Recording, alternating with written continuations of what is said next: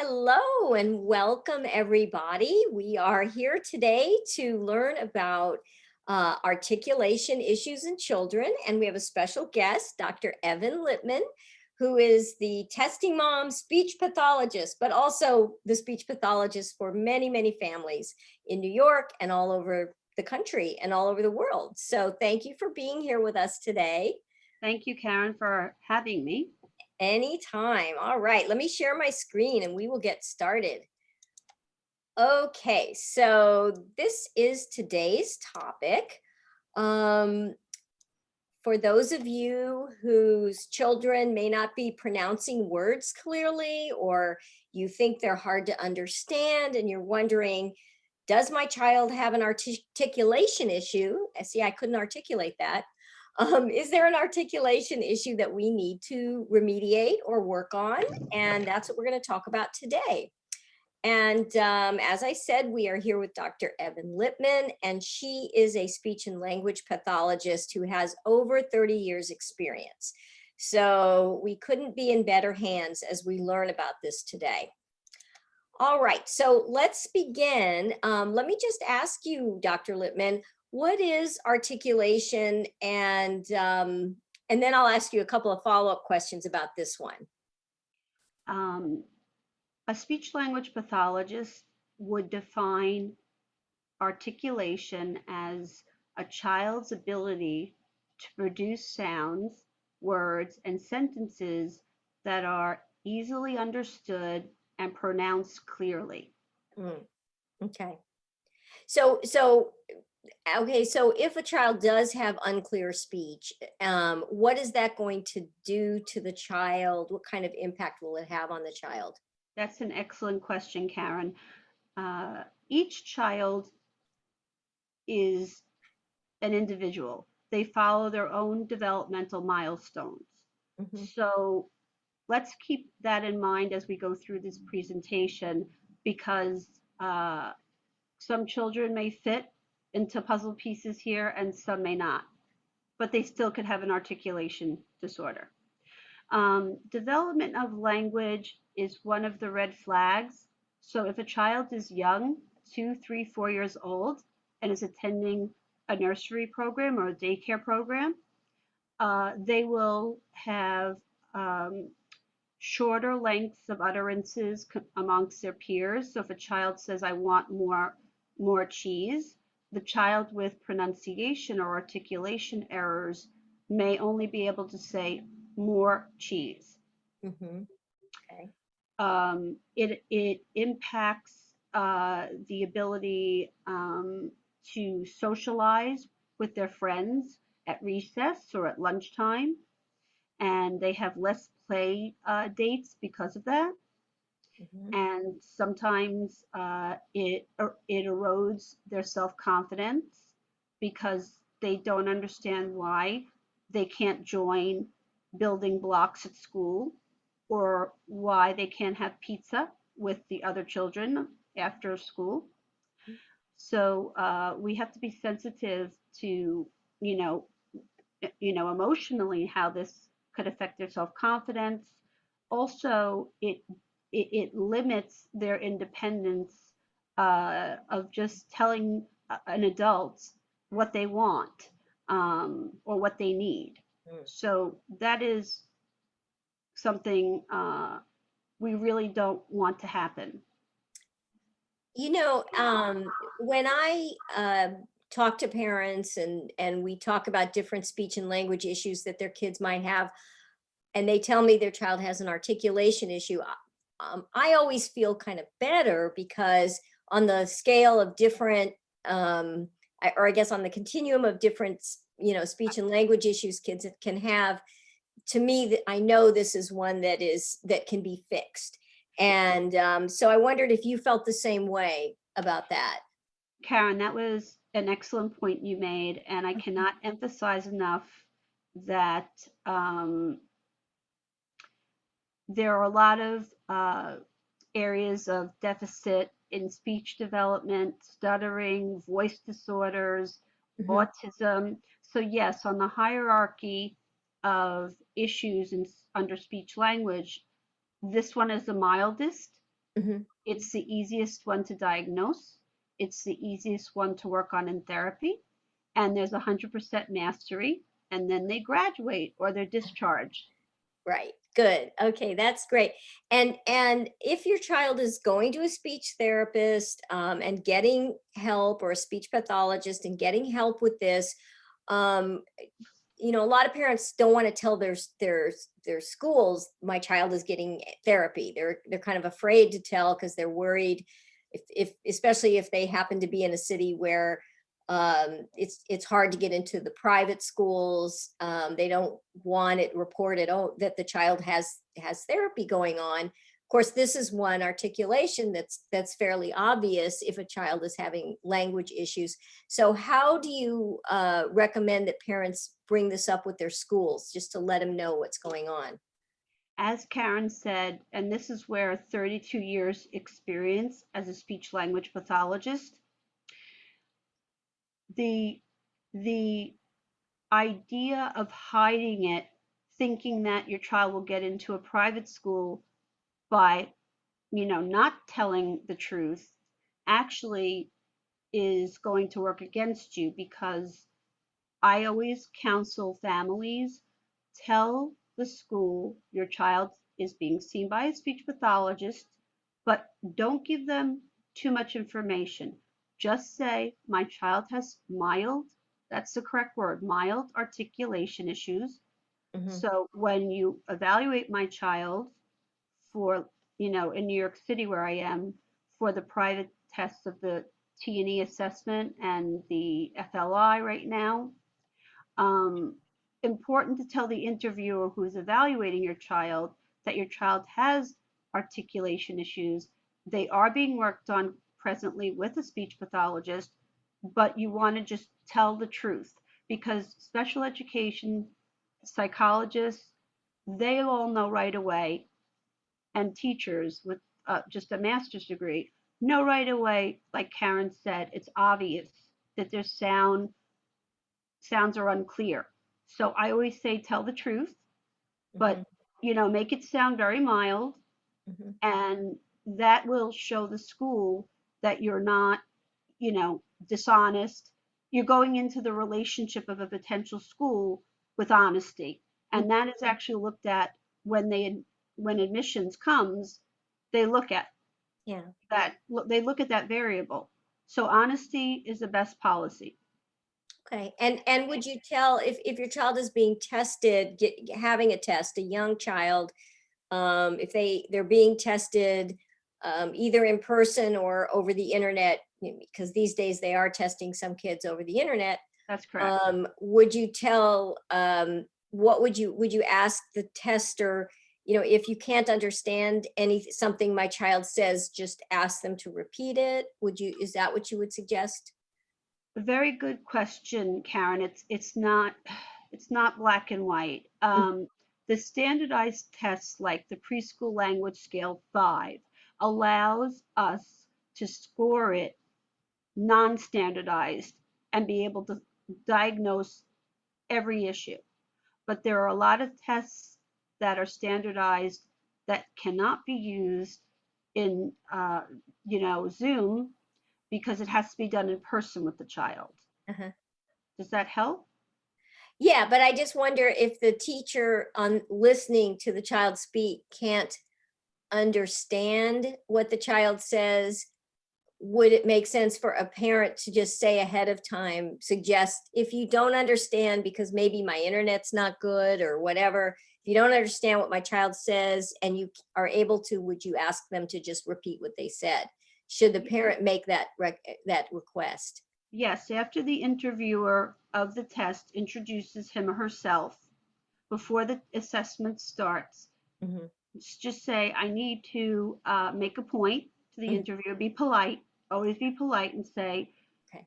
um, I know that you have directions on how to administer the test to my child.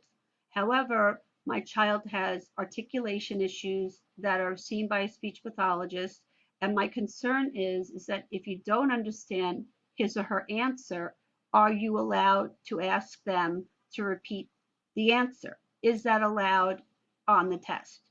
Okay, The interviewer will tell you the rules of what can the interviewer can do and what they cannot do. That's a got very good question. it. Okay, okay. So, because I know this is coming up, a lot of people have asked me this question recently, so I just wanted to put it, ask you, thank you. Okay, so let's talk a little bit about some of the milestones in a child's ability to um, Sound master certain sounds. This is a chart that talks about some different sounds that they can master at different ages. Can you tell us a little bit about that? absolutely. This is one of the gold standard tests. If you look at the source, it says Goldman Fristow test of articulation. So what that test allows us to do is to look at the sounds where you see age 2, initial sound, medial, final. Initial means it's a sound at the beginning of the word. Medial means it's in the middle. And final sound is at an end of a word. So Mhm. I just want to be clear about the categories. Now, this is just a general graph. It is by no means what a speech pathologist follows verbatim. So parents should understand that when we evaluate articulation, if it's a private evaluation, uh, I typically see a child 2 to 3 times if it's an articulation assessment. First time could be child might be shy, child might be nervous, Mhm. might be cranky. A second time we see what is emerging, what's missing, or what perhaps they already mastered. Third time is to see it replicated. So when we score the test, we have confidence what's missing, what's emerging, and what do they already have 100% in their repertoire of talking. So it's very important when you pick a speech pathologist, it has to be one that you need to advocate for the child, your child. So you need to say, what test would you use if my child has unclear speech? So right here, the source that Karen Quinn puts on is the number one test a speech pathologist should tell you. Mhm. And they should tell you there is a standardized test. Now, informally, I'm going to mention just here quickly, I also tape record the evaluation. So later I can listen to it Mhm. and compare the sounds because you hear them utter it once, Mhm. but you're going through so many sounds, as you can see in this chart, Right. that taping it is something a really experienced speech pathologist would do. Mm. Oh, good idea. Okay, that's smart. Okay, very good. Um, so what is it that kids need to have in order to develop strong articulation skills? Statistically, boys develop speech later than girls. Mm, So when you talk about like attention and concentration, or patience, low, they have the below like a low patience level or low frustration tolerance level. We need to make sure that we work on eye contact to increase attention span and concentration. We want to make sure that they can hear the sounds we're saying. mhm, Um, if they're not clear, um, it does say here to see an audiologist, which is a person who does a full hearing test. Please do not get confused. A pediatrician does a very simple hearing screening that someone can pass, but an audiologist does an in-depth test to look at middle ear function and to make sure a child doesn't possibly have a mild hearing loss, and that would be the reason there's an articulation problem. Let me just add that if a child has a little bit of low tone, which means that lower jaw is just not strong, mhm, it tends to inhibit range of motion of the tongue tip.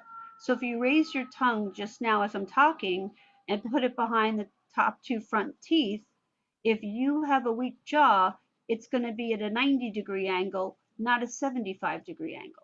So the child may be missing T, D, N, or L sounds. That means you need to have a speech language pathologist do a full articulation test. Okay. All right. So, and how, what kinds of things should parents be looking for that might help them know that, yes, my child may have this, I need to get this figured out? That's a great question, Karen, because you have, as the parents, are detectives and they collaborate with us. So we need to know, what triggers your child's frustration? Mhm. Is it when he's asking for something to eat? Does he have modified signs like more or eat? Mhm. If not, that's something parents could easily learn from a speech pathologist to decrease frustration. Um, Basically, if a family doesn't understand the child, that's really, you go straight to a speech pathologist to have the evaluation and Mhm. help the family communicate. Another red flag is it doesn't matter if a child is 2 or even 6 years old. They're always described as, wet face, drooling, or just messy eating habits, like the little boy smiling with jam all over his face, holding something. Um, Lisps are controversial. Um, an S sound. There is a lot of research that says wait until a child is 5. Again, I'm very specialized in this, and I say if it emerges, meaning the child starts to lisp or starts to say an unclear S, you go right to a speech pathologist to rule out, is it developmental, meaning Johnny just needs more time, or is it disordered and it needs help? Mhm. And that would also include the sounds I mentioned on the other slide. T, D, N, and L has trouble with several sounds, T, D, and L, or they might say lello for yellow, or they may say wabbit for rabbit. Um, they may just sound like they're, spitting when they say the S sound. Mm. Okay. So these are things we should look for as parents, to know that it's time to reach out and try to get our child assessed if we're seeing some of these issues. Absolutely. Um, and then I just wanted to talk about some of the things parents can do. I mean, I will talk a lot about what a speech pathologist does, which is different, but what sorts of things can parents do to help improve articulation? This is a very important slide. I Mhm. can say to Karen, we do teach the parents after we've taught Johnny play, and how they can play with the child. So if they're there waiting in the waiting room while I'm working one on one with the child in the office or online, I would say, okay, come in the last 5 minutes of the session in Zoom and let's go over. Johnny can play with the trains. Johnny can sing songs. Um, I could say to you, I notice he responds really well when you talk and, model for them or say for them the correct way, but it's done in a way like, oh, you said fode for toad, an F for T substitution. So you would say, oh, did you mean toad? Can you say toad? This is what we do in speech therapy. So we want you to do this as carryover. Mm. Um, Make sure that you have the child, depending on the age, you can touch the chin and then eventually take that out and say, look at me, and then talk. That helps a lot because they can watch how your mouth moves to make the sounds. Mm. Please do not cut your chin off. Let them say what they are saying, even if it's disordered or unclear. When they're finally done, you say, okay, I heard what you said, but I think what you meant to say was, that my green car. No, you meant to say, yes, that's my green car. Did you mean to say, that's my green car? Please say it again. And then model it once or twice. Ask the child to repeat it.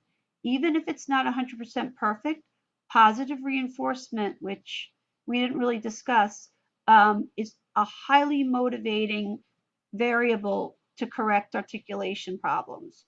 Sometimes you can offer them a treat after, like 2 gummy bears, and they'll work really hard for that. Mhm. So a little kind of food reward, I think, entices a child to Mhm. stay on the task and complete the activities. Okay. Um, Okay.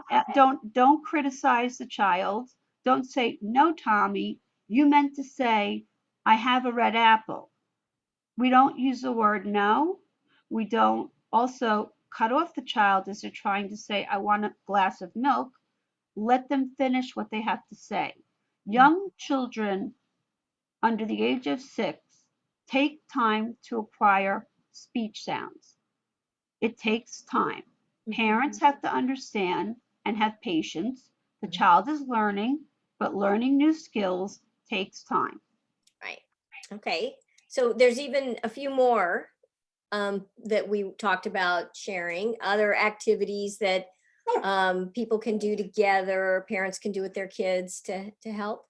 Yeah, this is really important. I'm just going to say that I use naming. I ask the same storybooks online for us, to use brown bear, read it together at the same time, for Mhm, example, or maybe another popular children's book, maybe Where Spot, a flat book, mhm, and that we turn the pages and we read it together.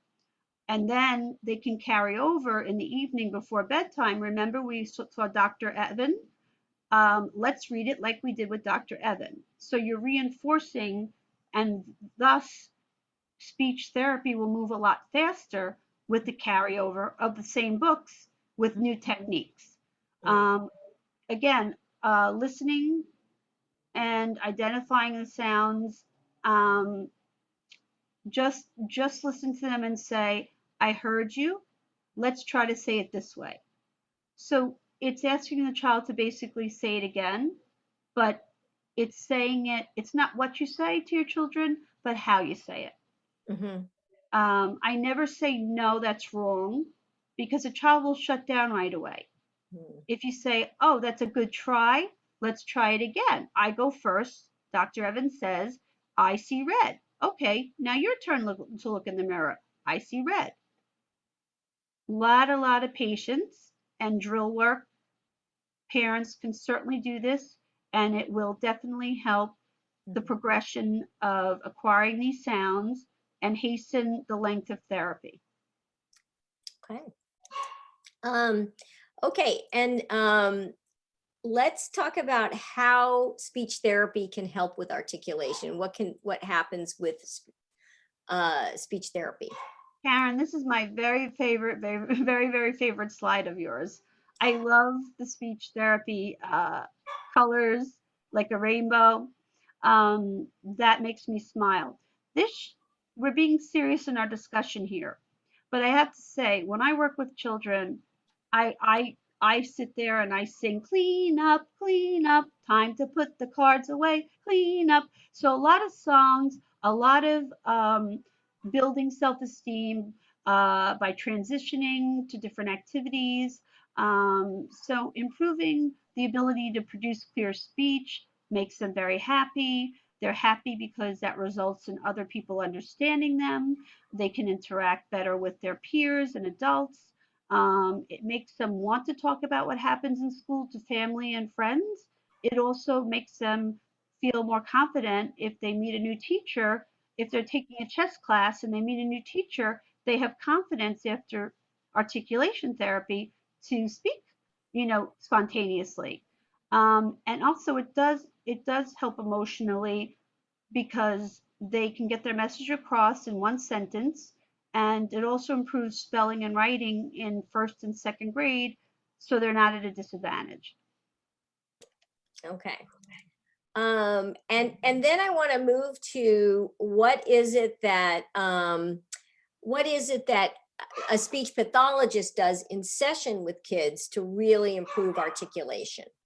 Okay, that's why I'm really smiling, because this is my favorite slide, because it's all about me, speech pathologist. So, what's exciting after 32 years still is that speech pathologists have a state license number. So we're able to purchase special materials from companies, and that we use in the office or online.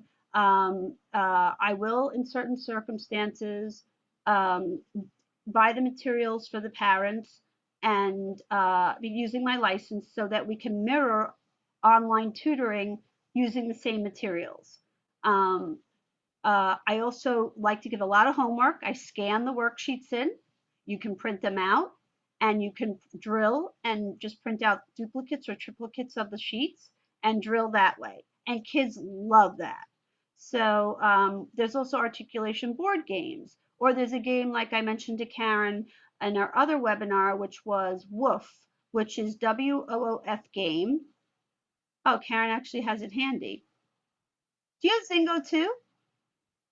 Okay, woof can be used to work on articulation by saying, what color hair does a doggy have? Yellow, pink, red, orange. What color is the collar of the dog? That's working on articulation in a informal, fun way. Zingo is also for articulation. um, the child, will pick a yellow card and maybe a picture of a dog, and they have to say dog. They have to say truck. So it's really fun for those two games for youngsters to work on articulation. Remember, we don't want this to be painful for them. We want them to have fun. It's basically taught through play. So board games that I also recommend besides those two perhaps would be the colors game, um, which um, which is right here for you. I had it ready for you guys. So you can order this from anywhere. It's by a company called Carson and DeLosa, and it has 5 or 6 different boards with all these colors. So this is for children who can't say red in the initial position, R, or purple with R in the middle, right? Green is consonant cluster, G, R are 2 consonants. Brown are 2 consonants. Blue is 2 consonants. Pink is not. Yellow is. So if that gives you, this is a really dynamic game. It could be used for articulation. It could be used for helping them build self-confidence by cheering hooray for them when they complete this board. And it's just a fun game. They love it. So that's something you can order anywhere. Karen, I don't know, maybe I can send it to you to share Mhm. on this one. And uh, I would say tape recording is something we learn in graduate school, which is the child listens to my purposeful, unclear S sound, like Susie sees Sam, stop it, play it for the child, ask the child, is that clear S's or did Dr. Evans say unclear S's? So that's using something called auditory discrimination. In therapy, I teach a child to understand what is a clear sound and what is a sound that's unclear. That is something that you can also work with them with the colors game, where if it isn't clear, you can say brown. Did you mean to say brown?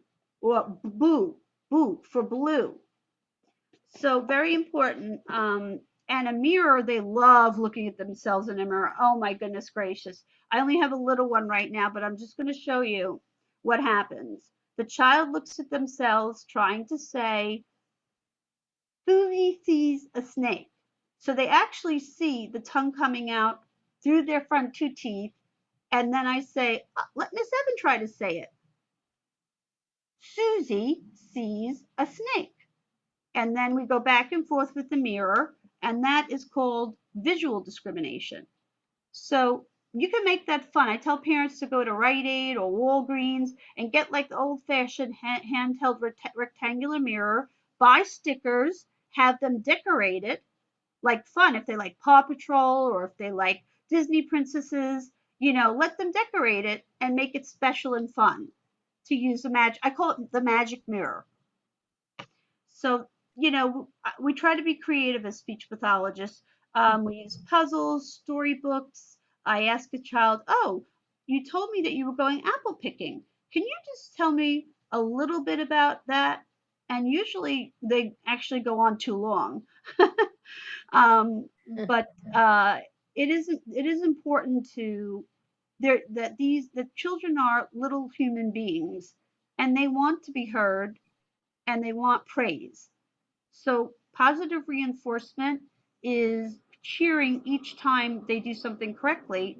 It's going to reinforce good behavior. It's going to reinforce everything that's on the slide. Um, and again, the speech pathologist usually tries to get the same exact materials. So when we're online working, we're doing it in real time together. Great. No, this is great. These are wonderful ideas. So I just want to make sure you can hear me. Can you hear me? I Yes, had to mute myself because my dog was barking. So I can hear you perfectly. okay, great. Okay. Okay, so one of the things I did want to talk a little about is, what happens if you don't treat articulation issues? Why is it important to jump on them when you suspect that your child may have them? And by the way, one thing I always tell parents, this is just my own experience, because a lot of times doctors, your pediatrician may say, oh, they'll grow out of it. It's, they just sort of poo-poo the concerns that we bring up as parents when our kids are young. And I always say to moms and dads that if you have this feeling that there is A something gut, a wrong, gut feeling, a gut yeah, you feeling. exactly. If you have that gut feeling that something's wrong, you need to Trust your trust it. intuition. Yeah, So that's why. So if you think this is a problem, what happens if you don't jump on it and do something about it? What are the Okay, downsides, I guess? so this is the hardest part of my profession is when a child comes 6, 7, 8 years old and it's already past the age that we work on mispronunciations and so we're getting children who may be depressed, may be quiet and have low self-esteem. Untreated articulation can have very significant, scary consequences. Being teased and bullied can lead to anxiety or depression. A child doesn't have the ability to say, "Mommy, I don't want to go to school because they make fun of me on the playground af- after lunch and recess." So, because they keep it inside, it manifests psychologically in anxiety or depression. It hinders their relationship with their teacher. Now, young children, the teacher is probably the one who spends the most time with their child, not the parents. So, it also they become so passive. They don't raise their hand in class to answer questions, even if they're extremely bright. So there are serious consequences if left untreated. And I don't think in this day and age people say, "Oh, he's 4, he'll outgrow it." I think we're in an age where people are proactive and they want their children to be the best they can be. So that is actually what I close with. I always say to families, just tell your children, just do your best. That's all you can ask of yourself. So that would avoid the slide. Unfortunately, I do get many, many referrals past the age of when it should be remediated because families just didn't think it was a serious enough problem. Yeah, yeah, okay, exactly. So, okay, so I just want to say, if you have questions, more questions that we didn't get to, um, Dr. Littman has offered to answer your questions. So you can email her here, Evan Littman, SLPSKY at gmail.com. And you've got her number as well. I just want to add that for people that are scared, I know your moms out here are watching this can really relate. It's very emotional. We blame ourselves. Maybe we drank too much Diet Coke or wine. And because of testingmoms.com, with my relationship with Karen Quinn, I will speak with you for 10 minutes, a free consultation to see if your concerns are developmental, meaning give the child more time, or gee, there are a lot of red flags here. I think you should proceed with an evaluation. Mhm. And I'm only willing to do this, you know, if you really feel your child has a problem, I would be able to do that.